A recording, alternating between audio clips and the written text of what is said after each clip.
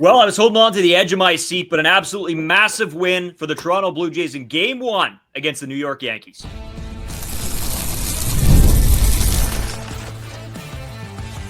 You are Locked On Blue Jays, your daily Toronto Blue Jays podcast. Part of the Locked On Podcast Network, your team every day. Thanks for making Locked On Blue Jays your first listen every day. Part of the Locked On Podcast Network, your team every day. Today's episode is brought to you by FanDuel. Right now, new customers get $150 in bonus bets when your first $5 bet wins. As always, I'm Brayden. That's Skylar Peters in for Carter. Not as always. not quite as always. You can find him on Twitter at Skylar A. Peters. You can find Carter's Twitter at Carter First Two, and our main channel at Locked On Jays. You can find us on TikTok and Instagram at Locked On Blue Jays. And if you're new here to YouTube, hit the subscribe button. It does help us out. We want to see a little bit of growth, and with all of you guys, the new people coming around watching the podcast, hit the subscribe button. It's easy. It's free. Get your podcasts, your shorts, your live streams, your videos, the whole ordeal. And if you're listening anywhere else, we appreciate that too. Massive win for the Toronto Blue Jays. Massive, massive win. I think, we said you were going to have to steal maybe one, maybe two games out of this series. I think there is a game here that you have the advantage in, but I think this was one that I would have been shocked if you would have told me that the Blue Jays took the Max Scherzer start against the red-hot Carlos Rodon to start the series. Yeah, 100%. I figured they were going to be in it and in for it, and they were in for it. I mean, we'll obviously get into Max Scherzer, who, went 5 innings and had some thumb discomfort, and we're back wondering how that's going. This will be an evergreen conversation, I think, for the rest of the season. But, man, I mean, I had to listen to the first half of the game on the radio coming back home, and even on the radio broadcast, you could tell roof closed, lots of people in there for the long weekend, big series, obviously Canada Day today. Happy Canada Day to our Canadian listeners. This game being played on Canada Day long weekend, you got a big tilt against the division leaders, man. Didn't feel like June baseball. That was electric stuff. And comeback kids do it again. Battled through a ton of adversity in this game. Really happy result, I think, for Blue Jays fans today. Yeah, I mean, you can start it off right from the beginning of the game when Bichette is not in the lineup, and you're like, oh my God, are we going to miss Bichette for probably the biggest series of the year so far? Like, that is a huge, huge loss for this team. But, I mean, again, they're able to get the job done. 5-4 Blue Jays over the Yankees. We'll get into sort of how everything went. I guess let's start with Max Scherzer, because he was the big story here, right? This was not the Max Scherzer that we've seen the first 2 starts that he had this year. He was an absolute dog today. Just his stat line, I'll go over that, but that doesn't really paint the whole picture. 5 innings pitched, 3 hits, 2 earned runs, 7 Ks. He gives up 1 bomb. But I think, Skylar, the one thing I take away from this is that he can still do it. It's just that, is he going to be consistently making his starts to be able to continually do it? And because this was the best I've seen Max Scherzer look in probably 2 years. And this is, if you can get exactly this, 5 innings, 2 runs, maybe, I think you give this baseball team a great chance to win. And I think he maybe doesn't give up those 2 runs if he doesn't start to feel a little thumb discomfort probably in that 5th inning. Yeah, I mean, John Schneider said it best after the game. We'll take 5 from Max any day. Let's remember that we've currently had a total of 10 innings from Max Scherzer. No, 8 innings from Max Scherzer so far this season before, the first pitch was thrown on Monday evening. So, this was just a pleasure to watch. And unfortunately, I didn't get to actually watch any of the Max Scherzer. I could only listen. But Ben Schulman and Chris LaRue were fired up. So I was fired up in the car getting home, and I just couldn't wait to turn on the TV. And unfortunately, I didn't get home in time to see Max do his thing. But just running through the highlights after the game, I mean, the stuff was there. Unbelievable breaking balls. I think he touched 95 on some of the fastballs. The best velo, obviously, we've seen in his very short time on the bump for the Blue Jays this season. And the 2 at-bats that they replayed against Aaron Judge tell the entire story. 0 for 2 for the presumed AL MVP. Front runner, 2 Ks for Max Scherzer. We know, like, this is who Max Scherzer is. He's an absolute psychopath. If he's going to get up for any game, it's going to be a big game against the guys in front of them in the division. The Jays only coming into this game 3 games back of the Yankees. There's a chance they could be the division leaders by the end of the week, obviously, in this massive set. And he basically did everything that I think Blue Jays fans could have hoped for in this start. And it was just the 5th inning where, the doubt starts to creep in again. But I think, I would assume most Blue Jays fans have a pretty level head about what they can expect about Max Scherzer. I know we certainly do. You're probably going to have to deal with this from time to time. If not, every start, having this sort of mound visit from John Schneider and Pete Walker and, checking on their pitcher, making sure he's okay. It might be something that you hear about, the day or 2 days before his start. So obviously, as we know with Max, Tuesday morning today is probably when we'll learn a little bit more about the thumb. But I mean, listening to John's first couple of answers in his press conference, obviously it was all about Scherzer. He was super happy with what he saw in terms of the pitching. And, he kind of downplayed the injury a little bit, I think. So, the thumb's going to continue to be a story. But if we get 5 innings from Max Scherzer every 5 days for this ball club, the place they're at in the standings right now, getting into July and playing some meaningful baseball games, I think we're all better for it. Yeah, and just like you said in that presser too, it was more so the fact that, of what we were talking about the entire time we were waiting for Max Scherzer to come back was the fact that, hey, even if he does come back full bore ready to go, it's probably going to be one of those things, like you said, 2 days before the start. Hey, are they going to have to make a change this game? And he might not make every 5th rotation, every 5th game that he gets in there. It might be where he has to take a week break and then come back for what would be his second start. That might be sort of the trajectory we're on here, and just having to play it day by day with Scherzer, because he said he John sort of downplayed it, like you said, and he might be fine tomorrow and the next day and the next day. He might be good to go. But then, it might nag him when he goes to throw another ball on, Wednesday, Thursday, Friday, and that's when they have to make a decision. So, again, I think overall you're very, very happy. And I don't want to just talk about Max Scherzer. As much as that is a huge point of this game, there was a lot of plays, a lot of decisions that were made in this ball game that I was questioning. But I think at the end of the day, we have to really give this group of players credit. You look at this lineup. You had Ernie Clement leading off, and don't get me wrong, it was against a lefty, so you hope he can get something done there. But he has to move up into the leadoff spot. George Springer has to hit 2. You got Vladdy hitting 3 as always, but then you got Kirk, Barger, Davis, Schneider, who we'll get into and I got a lot to say on him, as you guys know, I'm a big fan. Of course. Yeah. And it's nothing bad. And I think honestly, the way that John Schneider answered questions about Davis Schneider, I'll get into all that, but I think that he summed it up perfectly. And I had an issue with John Schneider in this game, Peters, and I know I was texting you about it sort of throughout the game, and a decision that was made in regards to Mason Fluharty. Now, I'll say a couple things here. John Schneider, I love the way this guy talks to the media. It seems pretty open, pretty genuine. It doesn't seem like he's trying to hide anything or get anything by anybody. He's giving you straight up answers, and I can really appreciate that. And I've given him his flowers sort of throughout the season on making calls and reacting quickly to situations. This Mason Fluharty one to me seems like a page out of 2024, because this seems like a move that maybe should be just done away with, because I said Chad Green is not my favorite guy out of the bullpen right now. I don't think he's been unbelievable. I think I was even worried in this game when he was in there, but he should be your low leverage guy or whatever. Mason Fluharty can't come in a 2-run ball game against an AL East division leader that you're battling for the lead with. It just cannot happen, and he gets thrown in. And I texted you, Skyler, about the whole Yariel Rodriguez situation of him probably being out for this game, so he wasn't available. But could you, if you ran, a little longer, you could have maybe thrown him an extra inning. You could have probably thrown Brayden Fisher another inning possibly.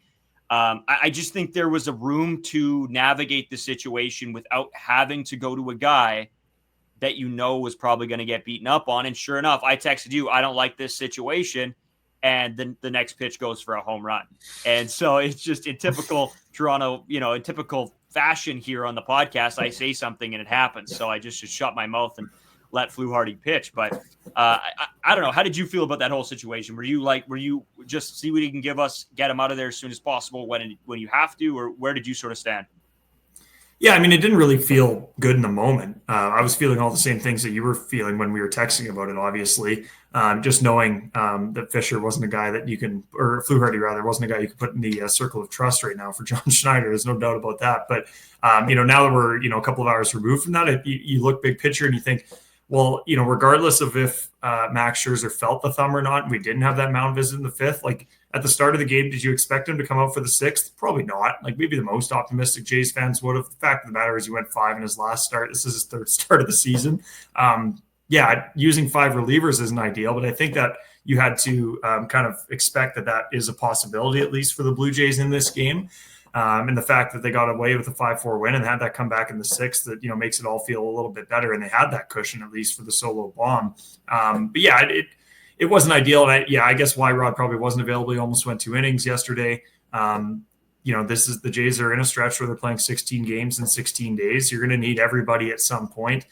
Do you want one of those guys pitching in a 2-run ball game against the division-leading Yankees? Probably not. But you got 3 more games in this series too. And, whether or not that would have happened today, it might have happened in one of the other games.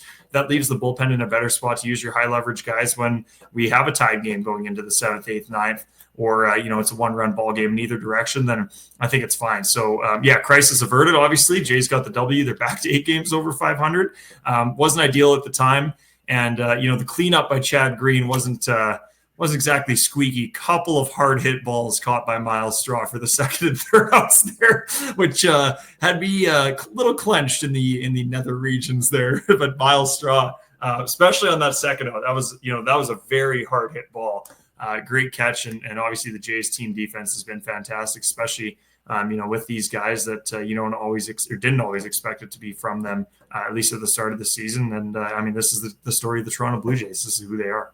Yeah, and I think we'll get into more of the offense when we come back. And I do have a question for you, sort of, I guess, as we get out of the second segment. And it goes back to one of the hot takes that was said early this season, actually before the season got underway. And it was a shout out to Dallin Wiltons, because I want to ask you a question and how you want to reflect on that one, halfway through the season. So we'll have some fun with that, but we will come back. We will talk about the offense, how that's producing. And we do want to talk in the third segment, obviously, about now, how does this series play out? You got one game up on the Yankees. You got to battle and you got to fight. Me and Carter both said we'd be happy with a split, but now are you in a position to take 3 of 4? We'll talk about all that in the third segment, but we will take a quick break right here.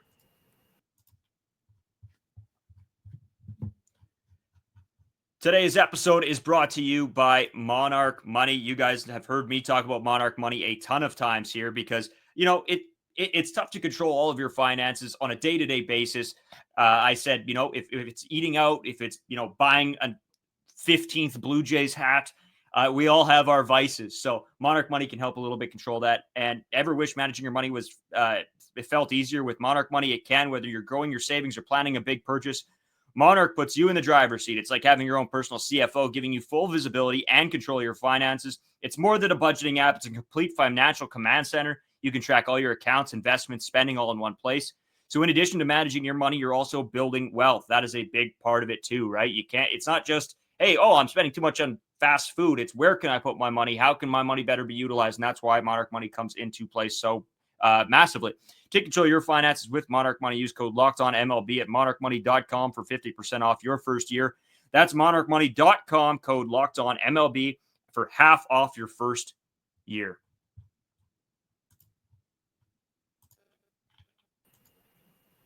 So just continuing on, Peters, I guess we got to talk about the offense because, they did put up 5 runs on a pitcher. To be honest, me and Carter were both terrified of facing. We said that you could almost guarantee that this game would be a wash, but baseball is going to baseball, I guess. Yeah, for sure. I think for me, the offense starts with Ernie Clement. Obviously on the defensive side of the ball, he didn't expect to be playing short. Gold Glove utility player, probably definitely in that conversation if this continues. Jumps in there. He was the only Jay with 5 at-bats recorded on the score sheet, 2 hits, and I think he came around to score on 2 runs as well. And with the RBI, just looking at it now. Yeah, pretty impressive stuff from Ernie today. You go through the lineup. George Springer had a bit of a rough go. He was one of several Blue Jays who, we expected to see for 9 innings in this game and didn't see for 9 innings after he took a knee to the throat.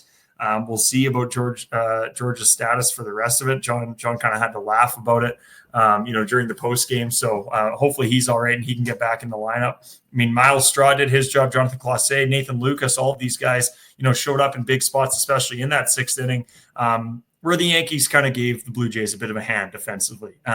We've seen a lot better from the Yankees in terms of their defense throughout this season. There's a reason why they're in the AL East leading team. They're fairly complete. But credit to the Jays because they took advantage, not at the best spot in their lineup, did finally turn over there. But you're starting with the bottom of the order and, those guys, as they have basically all year, get it done, have some productive at-bats for the Toronto Blue Jays and, a little bit of help from your not so much friends, I guess, but you're getting by regardless. And the Blue Jays take advantage, put a big inning on the board and it leads to a win. Yeah, and I agree with you. I think this is a huge outing for Ernie Clement. I think he's been doing it all year. And I think now having him hit in the one spot, maybe where you don't necessarily want him to hit, he doesn't take really enough pitches.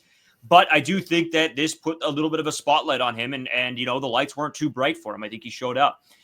But two guys I want to really dive into. Obviously, not a great game from Addison Barger today. The swings weren't fantastic, but that's him facing a lefty, put in a situation where he was having to come in, had to be a part of this lineup with the injuries.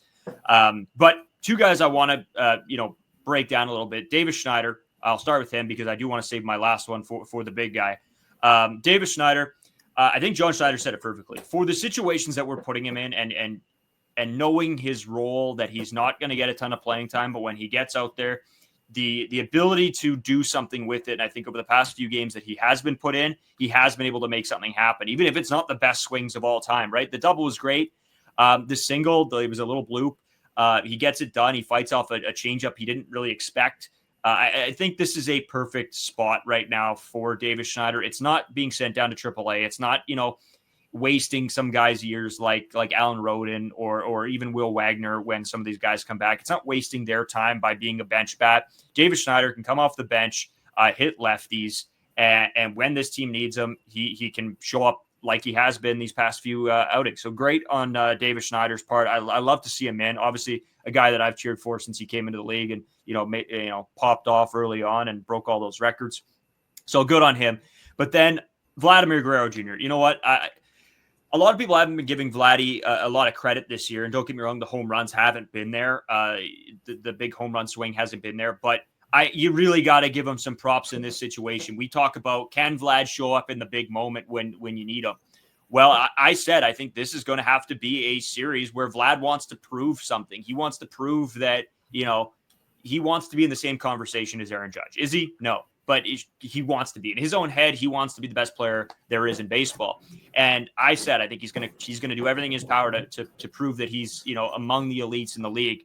And I think the double that he hits to score the 2 runs late in that ball game with the bases loaded, that is something that I've wanted to see from Vladdy for a long time. Is in a clutch situation, in a big game, in a big moment against the team you need a win against, to show up and do something. And I think that hit there to me shows growth in Vladdy's game. And it's not, setting records or hitting 1 million home runs, but it's little things that when you transfer that to a playoff series, it's moments like that you'll need more than, he hits 40 home runs in the regular season, but then disappears. No, it's these moments that'll make this team a better playoff team moving forward.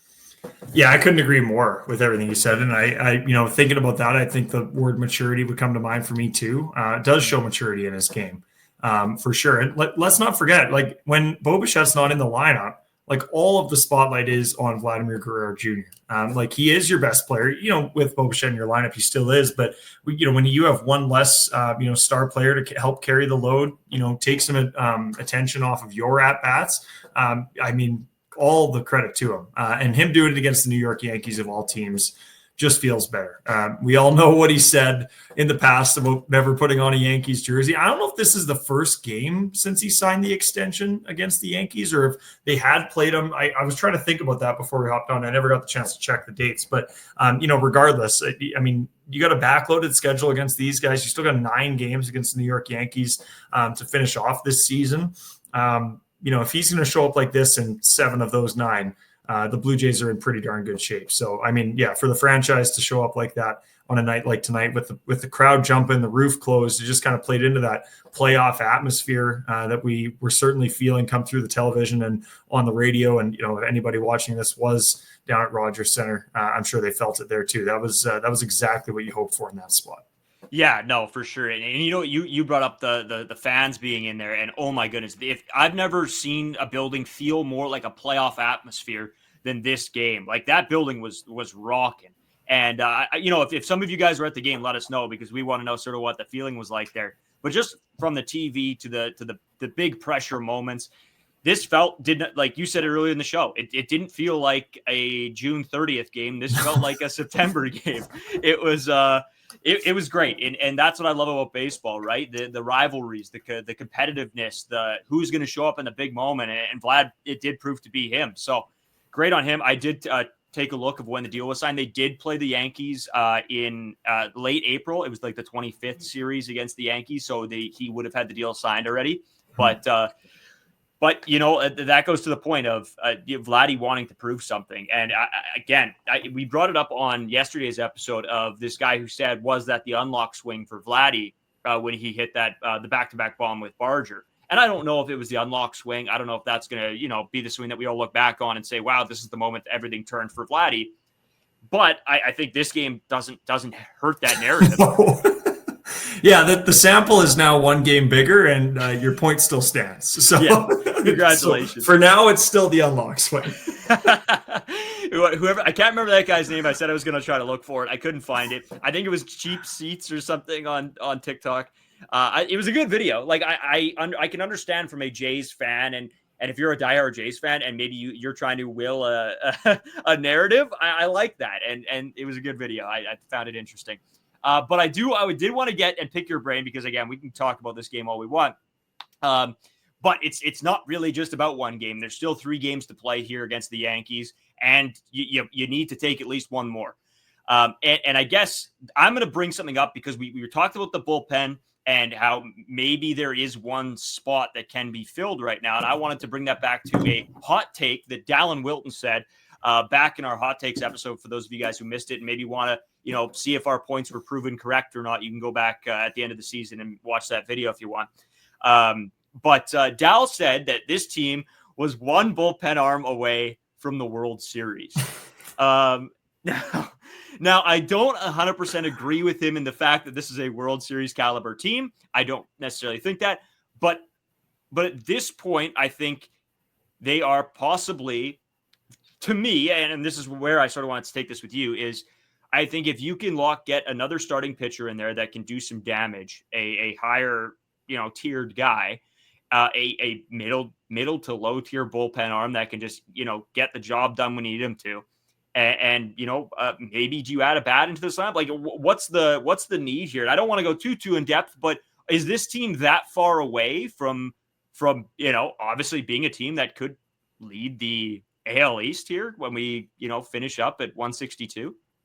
Yeah, I mean, it's got to be, are you one bullpen arm away from winning the AL East? I think that's what it set the expectations a little bit lower. I also said I hope Max Scherzer would play 90 innings, and I'm only 7 complete games from Max Scherzer away from that here as we celebrate Canada Day. So I think that one might be going down with Dal too. But I mean, bullpen arm can't hurt. I still think they need another big bat. You know, those would be my 2 trade deadline acquisitions. You know, take the pressure off Hoffman just a little bit. You know, he was excellent again in this one tonight. Closing this thing out, 20, 21 pitches, whatever it was, we'll take that every single time from Jeff Hoffman. What is Jimmy Garcia going to be like when he gets back? I think that's a big question for the Blue Jays right now. So if you want to deal uncertainty and maybe get an arm, you know, from a guy that doesn't have an injury history over the last, 8-9 months, like Jimmy Garcia's had, I guess going back a year now to, the end of his tenure with the Blue Jays last season before he was traded. I think that I'd be completely on board with that. I think that is the number one acquisition the Blue Jays should make at the trade deadline. Help take the pressure off, this starting rotation where we've had 7 of our last 8 starts, save for the Bassitt start over the weekend, have been really good. Everything you could basically ask for, and then some in the case of Jose Berrios against the Red Sox. But it still feels like this starting rotation is like really on a knife's edge. And I think you can just help supplement that because you're not getting help with the starters, until August if you consider Alek Manoah coming back some help. Or maybe the return of Bowden Francis and he can have a second half like he did last year. Those are big ifs for the Blue Jays. So I would implore the khakis, as Parker likes to say, to deal in certainty and maybe go find a high leverage arm, help push some of these guys. And maybe we're not in a situation like we saw today with Mason Fluharty coming in, right? Because you can put a Brayden Fisher in that spot instead, because you have that extra guy that is going to come in. And, I think Chad Green's future is also maybe up in the air a little bit with Yimi Garcia's return, whenever that is. But it'll be interesting to see what the Blue Jays do. I think everyone knows that that's a need that's been clearly identified, and I would be shocked if they don't just do something to address it for sure.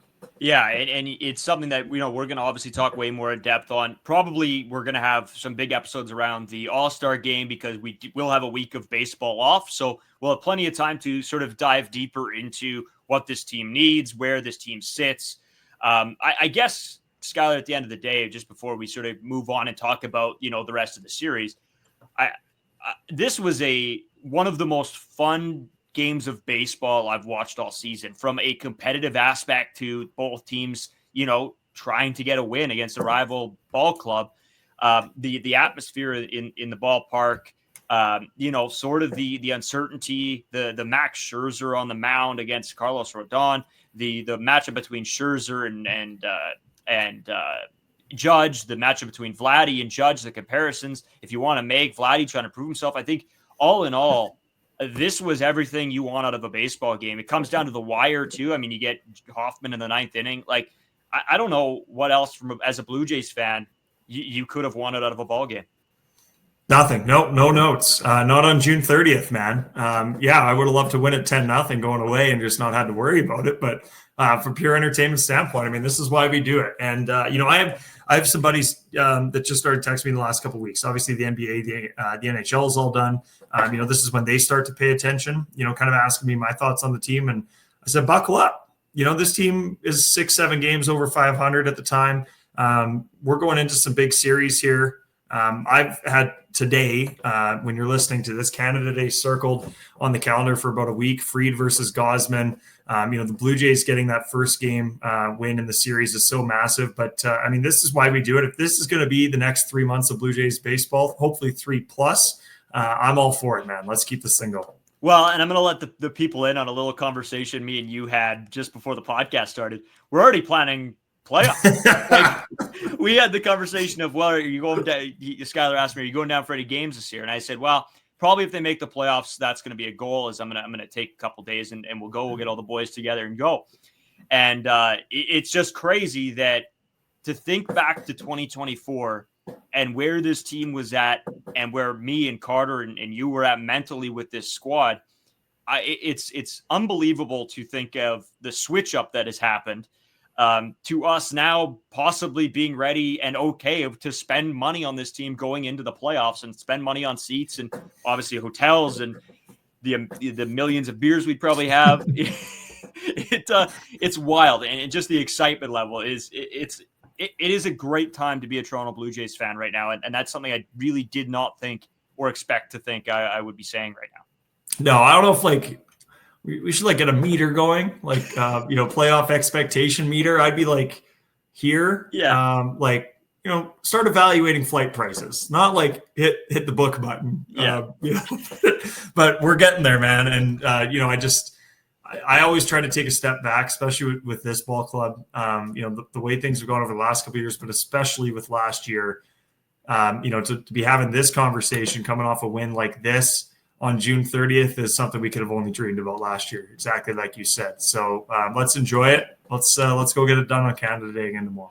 Yeah, and I guess we might as well dive right into it. What can we expect from the next 3 games? This, we've already talked a little bit about this next one, but what can we expect from this ball club? We're going to come back with all of that. I also do want to update everybody on some injuries, so we will do that towards the end of the episode.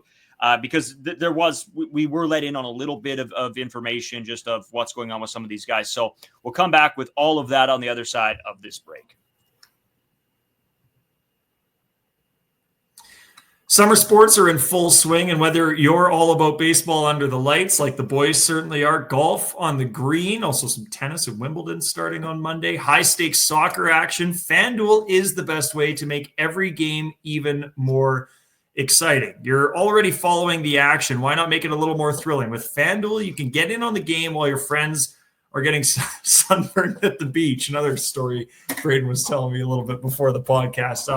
I let Brayden in on a little secret. FanDuel's doing well with me right now. I think last time I was on when Brayden was on vacation, I was currently cleaning up. Thought, we might have to switch up the ad read in a couple of days' time, but, started to give it back a little bit. The promos have been a huge help. Sometimes when you're not really feeling it, don't have my read right now. I had the no runs in the first inning on Monday between the Red Sox and the Reds, and the Sox put up a quick 7 in the first, and that was dead very quick. So when I have to burn a ticket quick like that, usually hop on the promos page tomorrow morning, Monday or Tuesday morning, see what's going on, try to get one back. FanDuel is the best for that. Same game parlays are always great. Little day baseball with the Canada Day game tomorrow. We'll be taking a look at some strikeout odds with a couple of studs on the bump for both teams, and probably a no-run first inning. We're going to run that back at the Rogers Center again on Tuesday. So if you're new to FanDuel, new customers can bet just $5 and get $150 in bonus bets if your first bet wins. Make sure it's a stone cold lock. Open the FanDuel app today or visit FanDuel.com to get started. So that was a great read. I love hearing you should do a segment for us just called Skylar's Bets, where every week we just track how you're doing. It'll be a roller coaster. I'll tell you that much. I can't wait. I've been doing well. I said to you, I was down I was at the casino and that killed me. I don't know what I'm doing. I should stick to sports betting, because when I do that, I tend to succeed. I was trying to track casino, sports gambling. How do I do? And the sports gambling, I'm doing well, but then it's the casino just takes everything. Temptation creeps in. Yeah. You get some of those games like Smash the Pigs or whatever it is. That's a classic. Yeah. Yeah. It takes all my money. But it's that I'm going to be at the bar on Friday, and I know I'm going to see Smash the Pigs on a little machine. I'm going to be like, here we go, baby. Yeah. Let it ride. But anyway, we do want to get into what we sort of expect out of the rest of this series, plus obviously some injury updates. I know there's a lot going on in this episode, but when it's never. I don't know the last time it was me and you on a podcast. It feels like it's been a minute. So and in this circumstance, probably never since you guys took the helm of Locked On Blue Jays. So it's great. That's right. Usually it was the other way. We'd come on here, we'd complain for 30 minutes, and we'd get out of here. Be a therapy session with the recording on. That's right. I don't know. I guess, what do you expect? Like, what do you honestly think that now you steal I don't want to say steal a win, but you're going against Carlos Rodon, with Max Scherzer, who you never really knew what was going to come of him. I'm going to say it was a steal win. So now with 3 games remaining, what can you expect, or what do you think is going to happen? A little prediction action here. Yeah, I mean, this is not a win that you expected the Blue Jays to have. Like, if we told you Bichette didn't play, everyone knows the Max Scherzer situation. George Springer leaves this game. All of this stuff. I don't think that many would have expected the Blue Jays to come out of that with a 5-4 win. So all the credit to them. What I want to see from the Blue Jays is them build on this, and not, we're not sitting here on Thursday night feeling like, well, we got one early that we maybe didn't, deserve on Monday, and it ends up with a 2-2 split. Let's go get 3-1. And like we said before the break, I mean, so fired up for tomorrow. Canada Day obviously is one of the best days on the Jays calendar throughout the entire year. Couldn't ask for a better pitching matchup. Couldn't ask for higher stakes at this point in the season. The Jays are going to enter this one 2 games back of the Yankees for the division lead. Fried versus Gausman, man. This is going to be great stuff. Might be a tough day for the hitters tomorrow. I hope it is. I'm pretty sure Fried's going to bring his stuff. Want to see Gausman continue to build on a couple of strong starts now in a row for him. We don't really know what we can expect from Chris Bassitt in the series finale, obviously. Very excited for the 3rd game of the set with Jose Berrios on the bump, considering what he did on Friday night.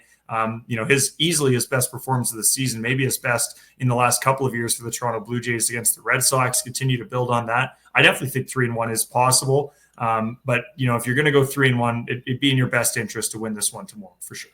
Yeah, I couldn't agree more. And yeah, you're right. I'm super excited. I mean, you're going to see the boys in the red tomorrow or today probably. And usually it's a Jose Berrios day if they're wearing the red.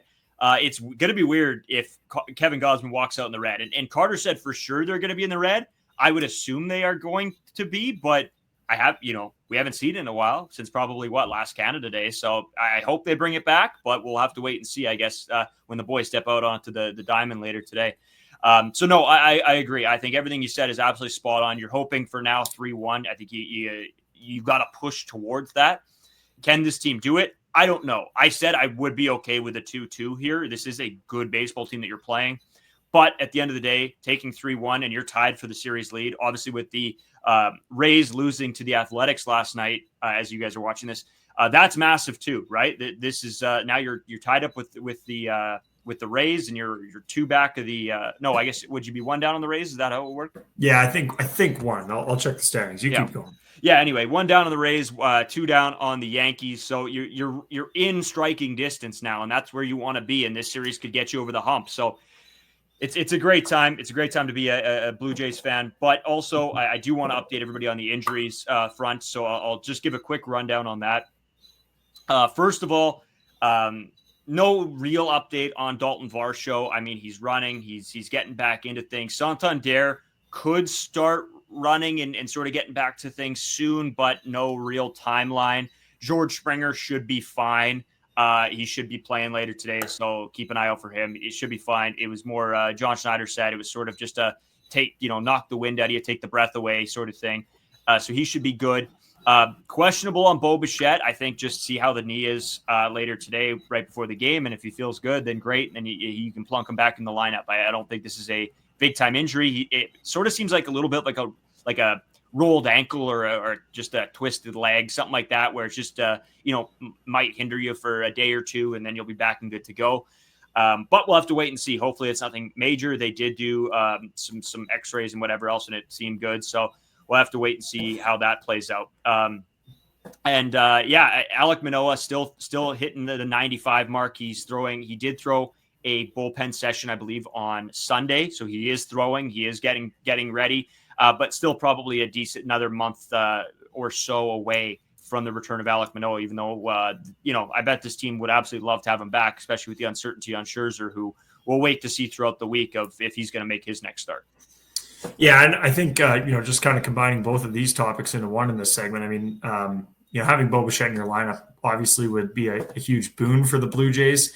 If they want to win this Canada Day game that you're going to watch a little bit later on for the listeners on Tuesday. But, the fact of the matter is, after what we saw from him last year, literally playing exactly half the season, if he has to miss 2 games in a big spot like this, I don't think it's the end of the world, especially knowing you're going to have still 8 more after tomorrow or Tuesday's game coming up against the New York Yankees. He'll still have his chance. I'd rather see Bichette, know he's going to be an effective player for the Blue Jays and be able to play every day like he normally does.